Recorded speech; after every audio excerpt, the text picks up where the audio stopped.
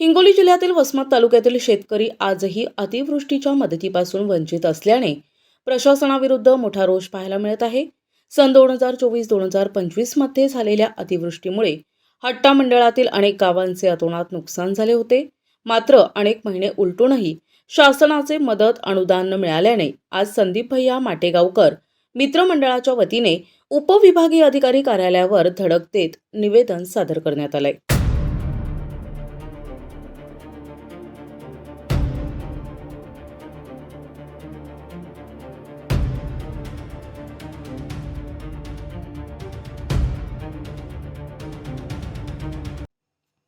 हट्टा महसूल मंडळातील शेकडो शेतकरी आजही अनुदानाच्या प्रतीक्षेत आहेत.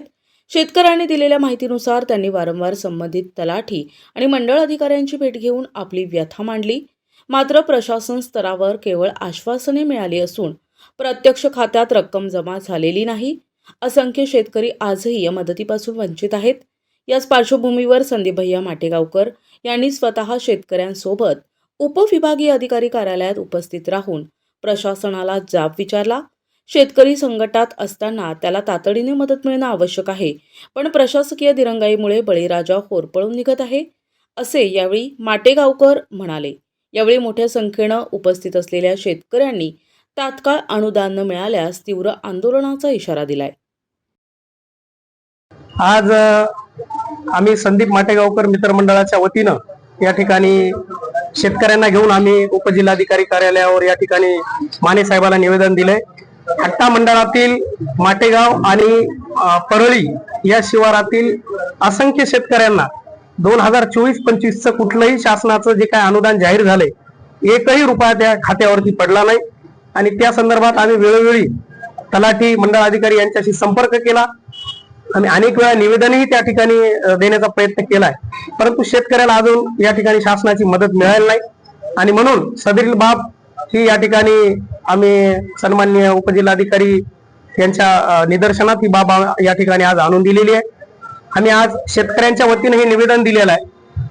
पुढच्या काही दिवसामध्ये जर यावर तोडगा नाही निघाला तर आम्ही या शेतकऱ्यांना घेऊन या ठिकाणी या कार्यालयाच्या समोर आम्ही धरणे आंदोलन करू आणि हा इशारा आज आम्ही निवेदनाच्या माध्यमातून या ठिकाणी प्रशासनाला दिलेला आहे.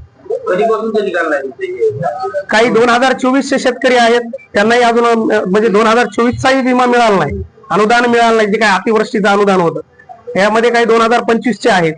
म्हणजे एकीकडे शासन मोठमोठ्या पॅकेज जाहीर करतंय, मोठमोठ्या जाहिराती लावतंय, शेतकऱ्यांना मदत, शेतकऱ्यांच्या हिताचं सरकार म्हणतंय आणि दुसरीकडे मात्र शेतकरी अनुदानापासून वंचित राहतोय.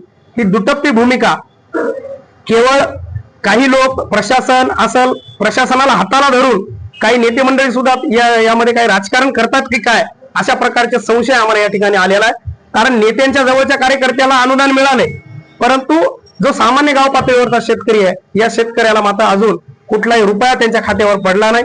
हे सतत तलाट्याला म्हणतात, तलाठी म्हणते हो हो होऊन जाईल, गावावर येतात, काहीतरी झेरॉक्स घेऊन जातात, पुन्हा त्याचा कुठलाही त्या ठिकाणी रिझल्ट जो यायला पाहिजे तो काही येत नाही आणि शेतकरी मात्र त्या अनुदानापासून वंचित राहतोय. म्हणून आता आमच्या मित्रमंडळाच्या माध्यमातून शेतकऱ्यांच्या सन्मानात आता संदीप माटेगावकर मैदानात आता आरपारची लढाई जरी असेल तरी आम्ही त्या ठिकाणी शेतकरी बांधवासाठी, या बळीराजाच्या न्याय हक्कासाठी, बळीराजाच्या अनुदानापासून एकही शेतकरी माझ्या मंडळातील वंचित राहणार नाही, यासाठी मी स्वतः या ठिकाणी पुढाकार घेतलेला आहे आणि मला अपेक्षा आहे की निश्चितपणानं शेतकऱ्याला न्याय मिळेल आणि त्यासाठी मी कटिबद्ध राहील. प्रतिनिधी नंदू परदेशी, NTV न्यूज मराठी, वसमत, हिंगोली.